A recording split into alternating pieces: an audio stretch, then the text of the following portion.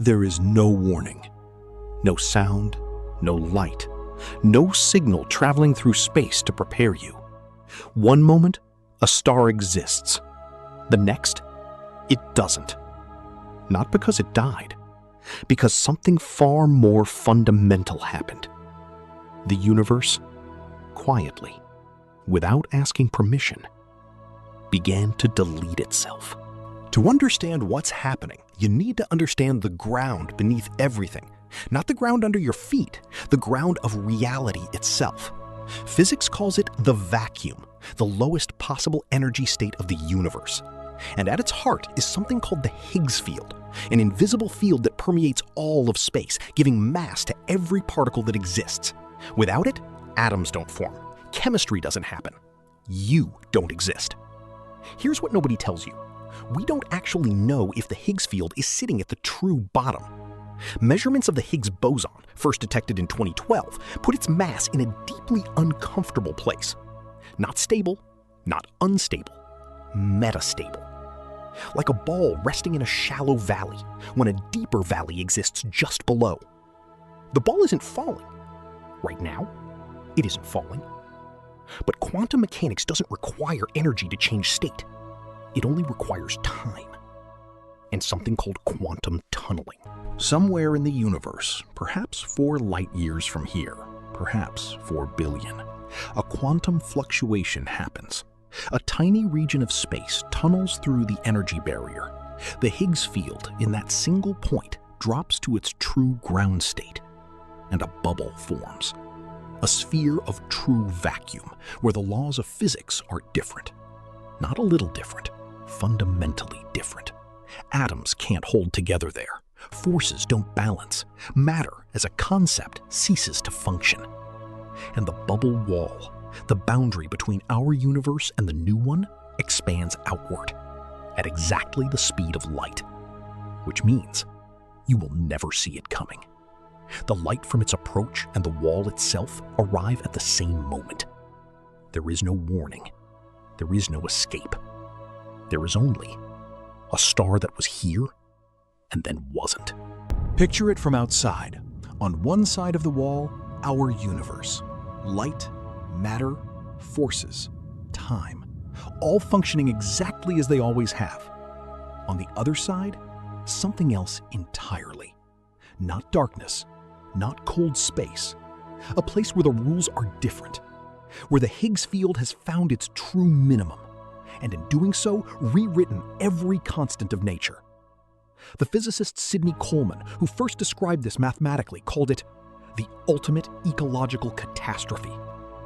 Not because of what it destroys. Because after vacuum decay, not only is life as we know it impossible, chemistry as we know it is impossible. And the wall keeps moving. It has been moving perhaps since before our solar system formed. It will never stop. Meanwhile, here, a Tuesday morning perhaps, or a Thursday afternoon, people are making coffee. Somewhere, a child is learning to walk. The oceans are exactly where they've always been. The atmosphere catches sunlight and scatters it blue. Everything is exactly as it has been for 4.5 billion years. And none of it, not a single atom of it, has any idea. Because information cannot travel faster than light. The wall travels at light speed. There is, by definition, no information ahead of it. No seismic warning, no change in solar output, no unusual reading on any instrument anywhere. Just this. Just the last normal moment. And it looks exactly like every other moment that came before it. The wall doesn't announce itself. It doesn't roar. It doesn't flash. It is simply a geometric fact moving through space. One side, physics. The other side, different physics. The sun doesn't explode when the wall reaches it. It doesn't collapse. The nuclear reactions in its core require specific values of the fundamental constants, the exact values our false vacuum provides. When the wall passes through, those constants change. And the sun, 4.6 billion years old, 333,000 times the mass of Earth, the engine of all life in this system, simply stops. not with a bang. With a silence that would be, if there were anyone left to hear it, the most profound silence in the history of the solar system. And then it reaches us. It doesn't feel like anything. That's the part that's hardest to understand. It's not heat, it's not pressure, it's not radiation. It's the rules changing. The electromagnetic force that holds your atoms together, it operates according to constants set by the Higgs field. When the Higgs field changes, those constants change. And atoms that have held together for billions of years simply can't anymore. Not destroyed, not scattered, just unable to be. The wall passes through the Earth in approximately 43 milliseconds. In that time, everything that has ever thought or felt or hoped or feared on this planet dissolves. Not into something, into nothing. Into a physics that has no word for what we were. On the other side of the wall, the universe continues, just differently. The true vacuum isn't empty in the way we think of empty. It still has quantum fields. It still has energy. But the constants that govern how those fields interact, the mass of particles, the strength of forces, the speed of light perhaps, they're different now. Different enough that nothing we would recognize as matter can form. Whether something new eventually emerges from this new physics, something we have no language to describe, is a question science cannot yet answer. The universe doesn't end. It continues. It just no longer contains us. The bubble doesn't stop. It has no mechanism to stop. It expands at the speed of light forever.